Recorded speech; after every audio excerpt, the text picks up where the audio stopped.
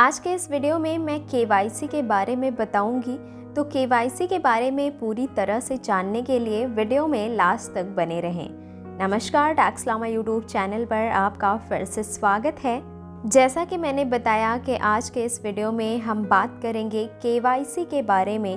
KYC यानी कि know your customer एक ऐसा प्रोसेस है जो फाइनेंशियल इंस्टीट्यूशंस यूज़ करते हैं अपने कस्टमर्स को वेरीफाई करने के लिए। तो आज हम बात करेंगे केवाईसी के इम्पोर्टेंस के बारे में, इसके प्रोसेस के बारे में, और ये हमारे लिए क्यों ज़रूरी है इसके बारे में हम देखेंगे।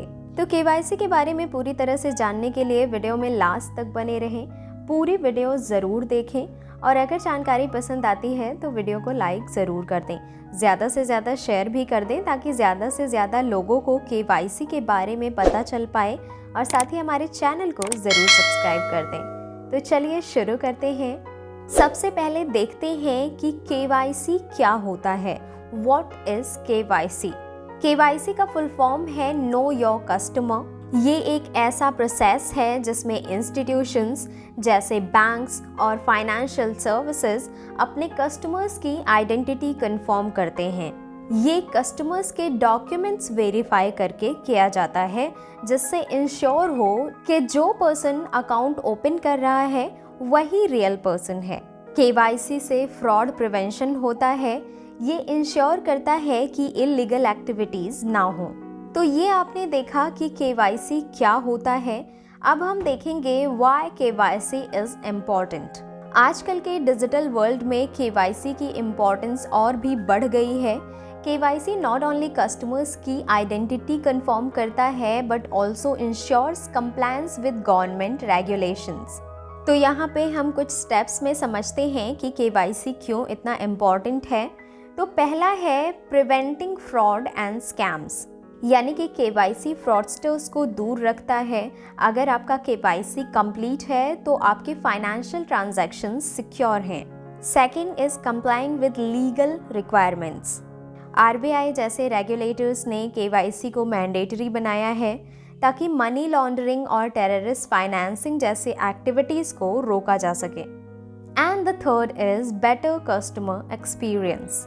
केवाईसी के बाद आपको फाइनेंशियल सर्विसेज लेना आसान हो जाता है, जैसे अकाउंट ओपनिंग, लोन्स एटसेट्रा। तो ये आपने देखा कि केवाईसी की इम्पोर्टेंस क्या है। अब हम देखते हैं केवाईसी प्रोसेस के बारे में। ये प्रोसेस सिंपल होता है लेकिन इंश्योर करता है कि आपकी डिटेल्स बिल्कुल सही हैं। इनमें कुछ बेसिक स्टेप्स होते हैं। पहला है डॉक्यूमेंट सबमिशन। सबसे पहला स्टेप होता है आइडेंटिटी प्रूफ और एड्रेस प्रूफ सबमिट करना। ये डॉक्यूमेंट्स वैलिड और अपडेटेड होने चाहिए। दूसरा है वेरिफिकेशन। जब आप डॉक्यूमेंट्स सबमिट कर देते हैं, बैंक या इंस्टीट्यूशन उन्हें वेरीफाई करता है। आपका फोटोग्राफ और सिग्नेचर भी वेरीफाई किया जाता है। Third and the final is approval. Once verification complete हो जाता है, आपका केवाईसी अप्रूव हो जाता है, आप फाइनेंशियल ट्रांजैक्शंस इजीली कर सकते हैं। तो ये आपने देखा केवाईसी के प्रोसेस के बारे में। अब हम देख लेते हैं डिजिटल केवाईसी के बारे में। टेक्नोलॉजी के साथ आजकल केवाईसी भी डिजिटल हो गई है। डिजिटल केवाईसी का फ़ायदा ये है कि आप बिना फिजिकल डॉक्यूमेंट्स के वेरिफिकेशन करा सकते हैं। डिजिटल केवाईसी के अंदर पहला है ई केवाईसी। आधार बेस्ड ई केवाईसी एक फास्ट और कन्वीनियंट प्रोसेस है जिसमें आधार के थ्रू आइडेंटिटी वेरीफाई की जाती है। दूसरा है वीडियो केवाईसी। इसमें आपको एक लाइव वीडियो कॉल के ज़रिए अपनी आइडेंटिटी वेरीफाई करानी होती है। इस प्रोसेस में भी आपको डॉक्यूमेंट्स डिजिटली सबमिट करने पड़ते हैं। तो ये आपने डिजिटल केवाईसी के बारे में देख लिया। अब हम बात कर लेते हैं consequences of not doing KYC, यानी कि अगर आपका केवाईसी कंप्लीट नहीं है तो आपको क्या कॉन्सिक्वेंसेस या क्या इश्यूज फेस करने पड़ सकते हैं, हम उसके बारे में देख लेते हैं। तो पहला है अकाउंट फ्रीज, यानी कि बैंक्स आपके अकाउंट को फ्रीज कर सकते हैं जब तक कि आप अपना केवाईसी कंप्लीट नहीं कर लेते। Second is no access to financial services, यानी कि विदाउट केवाईसी आपको लोन्स, म्यूचुअल फंड्स या इन्वेस्टमेंट्स जैसे फाइनेंशियल प्रोडक्ट्स लेना मुश्किल हो जाता है। And the third is regulatory issues, government regulations के अकॉर्डिंग आपको पेनाल्टीज़ भी लग सकती हैं अगर आपका KYC इनकम्प्लीट है तो ये आपने देखा कि अगर आपका KYC कंप्लीट नहीं है तो आपको क्या कॉन्सिक्वेंसेस या इश्यूज़ फेस करने पड़ सकते हैं। तो ये था KYC का एक कंप्लीट ओवरव्यू। KYC एक इम्पॉर्टेंट प्रोसेस है जो आपको और आपके फाइनेंशियल्स को सेफ रखता है।